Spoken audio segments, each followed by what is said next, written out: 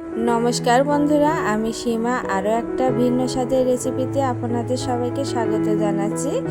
তো আমের সময় আসলে নানা রকম মুখরোচক আচার খেতে কার না ভালো লাগে। তো আজকে সেরকমই একটা মুখরোচক আচারের রেসিপি নিয়ে হাজির হয়েছি। আশা করছি আজকের রেসিপিটা আপনাদের ভালো লাগবে।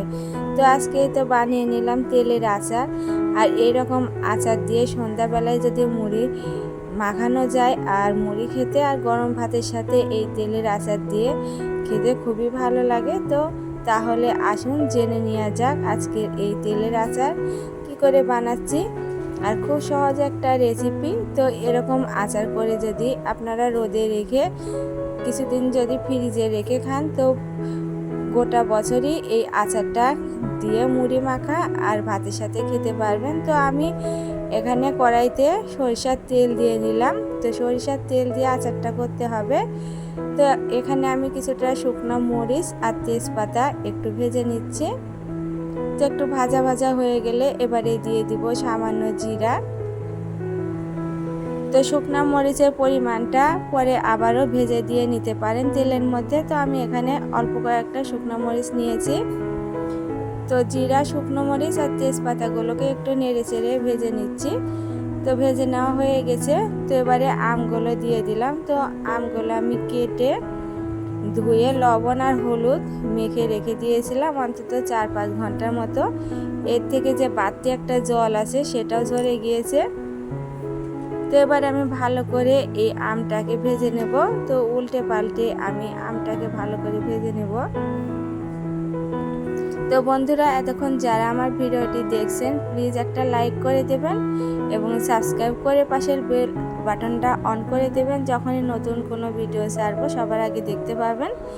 এবং যারা ফেসবুক থেকে দেখছেন আমার আজকের এই রেসিপি লাইক এবং ফলো করে দেবেন এবং শেয়ার করে দেওয়ারও অনুরোধ জানাচ্ছি। তো আমি আমগুলোকে উল্টে পাল্টে এই তো ভেজে নিলাম। তো এবারে আমি তুলে নেব। তো ভাজা হয়ে গেছে আর দেখতেই পাচ্ছেন একটু উল্টে পাল্টে আমি আমগুলোকে ভেজে নিচ্ছি।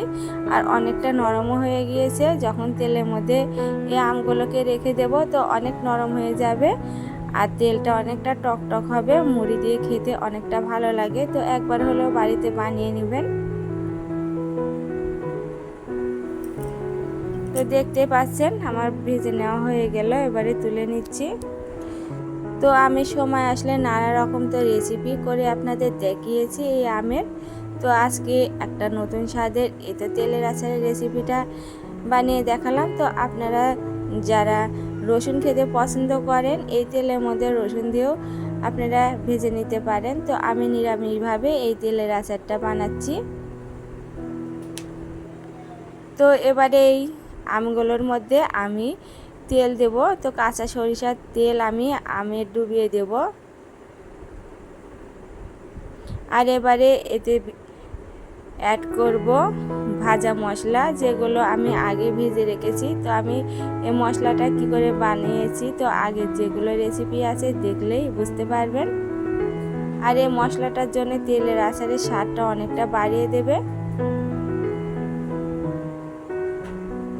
তো তেলের পরিমাণ আরও বেশি দিতে পারেন। তো তেল যখন ফুরিয়ে যাবে তখন আবার একটু একটু করে এভাবে তেলটা মিক্স করে নেবেন আর রোদে রেখে দেবেন, তাহলে এর স্বাদটা অনেকটাই বেড়ে যাবে। আর যে মশলাটা দিচ্ছি এই মশলাটা একটু বেশি পরিমাণেই দিবেন। যখন তেলটা ফুরিয়ে যাবে তখন আবার তেল দিয়ে নিতে পারেন।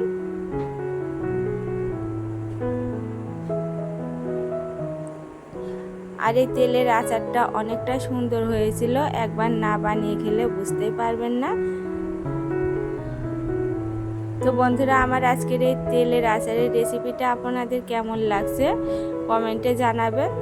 তো এবারে দিয়ে দিলাম ভাজা জিরের গুঁড়ো।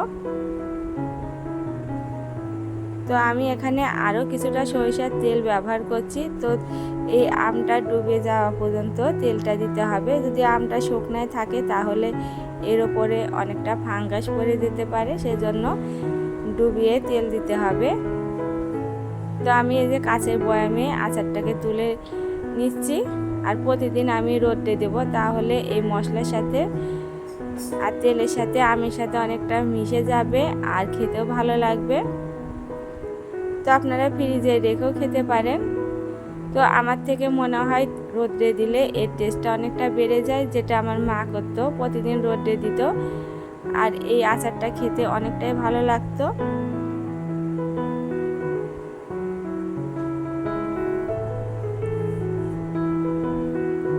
তো বন্ধুরা, এরকম নিত্য নতুন রেসিপি পেতে অবশ্যই আমার চ্যানেলের সাথে থাকবেন, আমার চ্যানেলটিকে সাবস্ক্রাইব করে রাখবেন আর বন্ধুদের মাঝে বেশি বেশি করে শেয়ার করে দেবেন।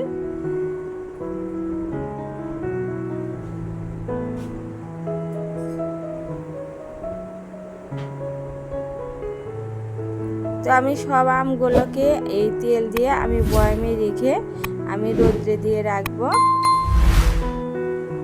এই যে বাটিতে যেটুকু তেল থাকবে, এই বাটিতে আমার তেলটা আমি রেখে দিয়েছি। এটা আমি মুড়ি মেখে খাবো আর দেখবো কেমন হয়েছে। তো দেখে তো আমার জিভে জল এসে যাচ্ছে। এই আচারটা অনেকটা লোভনীয় হয়েছিল।